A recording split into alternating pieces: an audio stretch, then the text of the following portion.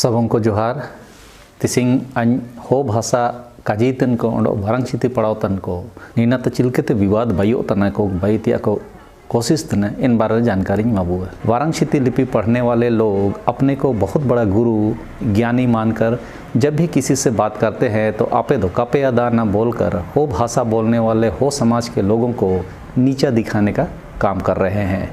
ज्ञात हो लाको बोदरा के समय भी वे लोग वारंग चिति लिपि दो हुदरेन को लगे ओंडो का पढ़ाओ अदान को दो बेहुदा को बोलकर समाज को बांटने का काम किया था। मेरे गांव में इसकी चर्चा होती थी उस समय जब झीकपानी में लाको बोदरा का आश्रम बन गया था और कई लोग उनके अनुयायी बन गए थे। तो झीकपानी आश्रम के लिए उनके अनुयायी चावल दाल आदि महीने में बैलगाड़ी से पहुंचाते थे। बैलगाड़ी में चावल दाल आदि को जाता देखकर तालाब किनारे नहाते समय मेरे गांव में भी दो परिवार लाको बोदरा हो गए थे जो अभी भी हैं। तो उनके परिवार के एक व्यक्ति और गांव के दूसरे लोगों के बीच बहस सी हुई। गांव वालों ने पूछा कि यह चावल दाल किसके लिए जा रहा है। हो में कि निन चावली दाली दो ओकोय लगित से नोतना ओडो चिकन को पे पड़ाओ तना आले दो कपे इमलिया। तो लाको बोदरा के अनुयायी झेप कर जवाब में बोले कि नीना दो आपे लगित दो कागे आले हुदे बचाओ तन को लगित। तो गांव वाले फिर सवाल किए कि एन रदो आले दो ओकन को।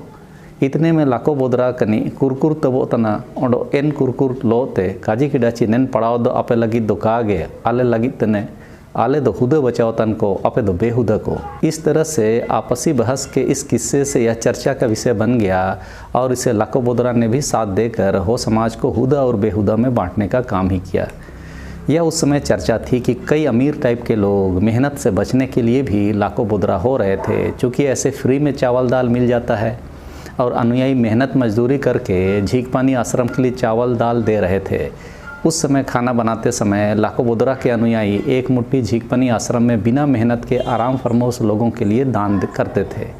चूँकि उन्हें धार्मिक रूप से डराया गया था कि झीकपानी अखाड़े के लिए चावल नहीं देने से अनर्थ होगा, तो लोग दे देते थे और जब भी बोरा भर जाता था तो बैलगाड़ी से झीकपानी पहुंचाया जाता था।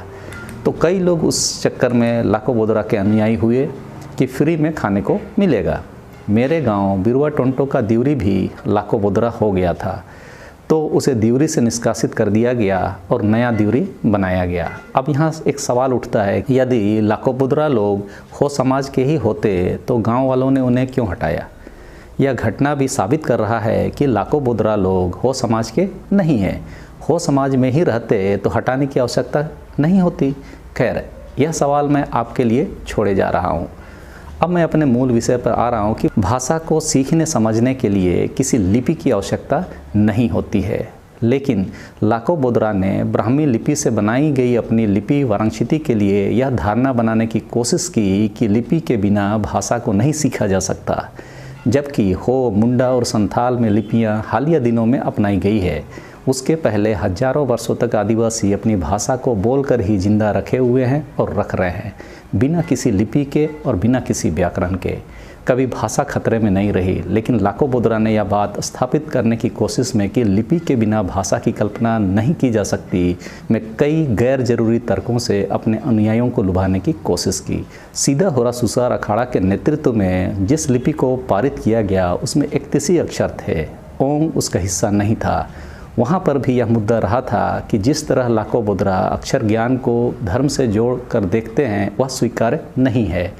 कुल 6 लोग लिपि के स्वरूपों को लेकर आए थे, तो यदि लाको बोदरा अपना धार्मिक रवैया नहीं छोड़ेंगे तो समिति दूसरे की लिपि को स्वीकार करेगी। इस कारण लाको बोदरा ने यह इस तर्क को स्वीकार किया कि वह महज एक लिपि है, इसका कोई धार्मिक इस्तेमाल नहीं होगा और ओंग लिपि का हिस्सा नहीं होगा। यह लाको बोदरा अपने पूजा अनुष्ठान में इस्तेमाल करते थे। इसी स्वीकारोक्ति के पश्चात लिपि को सीधा होरा सुसार अखाड़ा के नेतृत्व में बनी समिति ने पारित किया। आदिवासी हो समाज महासभा उस समिति का हिस्सा नहीं थी। अंतिम बैठकों में चैबासा से देवेंद्रनाथ चंपिया आदि शामिल हुए थे, लेकिन संगठन के तरफ से नहीं। आदिवासी हो समाज महासभा ने हालिया अधिवेशनों में इसे लिपि के रूप में इस्तेमाल करने का निर्णय लेकर आज इसे अपने समाज के बीच लिपि की पढ़ाई में ला रही है। इस बीच यह भी विवाद में आता रहा है कि इस लिपि को पढ़ने और पढ़ाने का पूरा अधिकार एटे तुर्तुमपिट का अखाड़ा को ही है। आदिवासी हो समाज महासभा नहीं पढ़ा सकती है न पढ़ सकती है। तो शुरू में यही सब विवादों के कारण इसका पठन पाठन आदिवासी हो समाज महासभा में सांगठनिक स्तर पर नहीं किया जा सका। अब जब इसे अधिवेशनों में पारित करके स्वीकार किया गया है तो इसकी पढ़ाई और भाषा की लड़ाई अगले लेवल तक पहुंची है। इन सारे विवादों को यदि गौर करेंगे तो देखेंगे कि विवाद की असली जड़ हो समाज और लाकोपुद्रा समाज की नहीं है, वरन यह विवाद हो भाषी और वारांगचिती लिपि पढ़ाई करने वाले लोगों के बीच की है। मैंने पहले ही बताया कि किसी भाषा को सीखने के लिए लिपि की कोई आवश्यकता नहीं होती। मैंने अपने दादा को देखा, वे वारांगचिती नहीं जानते थे, लेकिन भाषा पर उनकी पकड़ बहुत अच्छी थी। वही बात मेरे